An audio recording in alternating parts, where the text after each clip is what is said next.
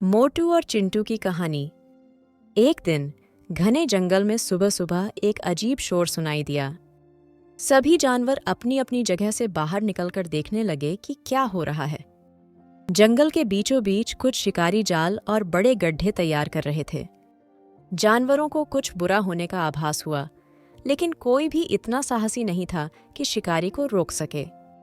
सभी यह सोच रहे थे कि इस बार जंगल के राजा हाथी मोटू भी मुसीबत में पड़ सकते हैं। क्या यह जंगल की शांति को हमेशा के लिए खत्म कर देगा?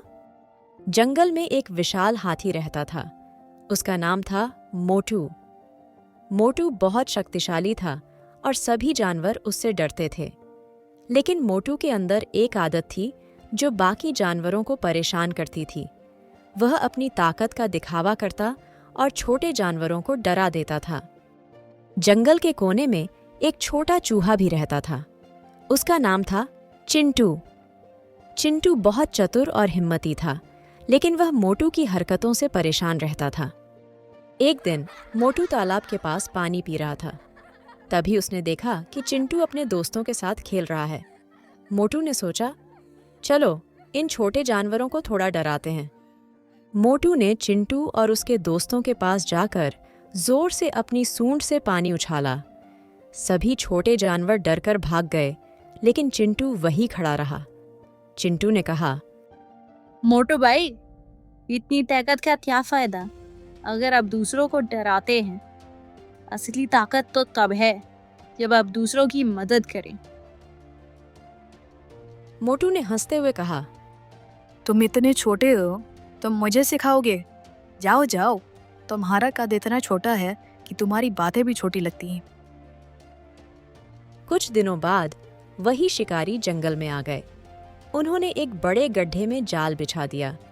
मोटू जंगल में घूमते घूमते उस गड्ढे में गिर गया। वह जितना निकलने की कोशिश करता, उतना ही जाल में फंसता गया। उसकी आवाज सुनकर सभी जानवर वहां इकट्ठा हो गए, लेकिन कोई भी इतना साहसी नहीं था कि उसकी मदद कर सके। तभी चिंटू वहां आया। चिंटू ने कहा, मोटू भाई, परेशान मत हो, मैं आपकी मदद करूंगा। मोटू ने आश्चर्य से कहा, तुम इतने छोटे हो, तुम मेरी मदद कैसे करोगे? चिंटू मुस्कुराया और बोला, आप बस देखिए। चिंटू ने अपने दोस्तों को बुलाया। सभी चूहे मिलकर जाल को काटने लगे। उनकी नुकीली दांतों से उन्होंने थोड़ी ही देर में पूरा जाल काट दिया। मोटू गड्ढे से बाहर आ गया। वह बहुत खुश हुआ और बोला, चिंटू, मैंने तुम्हें छोटा समझकर बहुत गलत किया। असली ताकत तो एकता, साहस और समझदारी में है। उस दिन के बाद मोटू ने अपनी आदत बदल ली। वह सभी जानवरों से प्यार और सम्मान से पेश आने लगा। जंगल के सभी जानवर अब मोटू और चिंटू की दोस्ती की मिसाल देते हैं।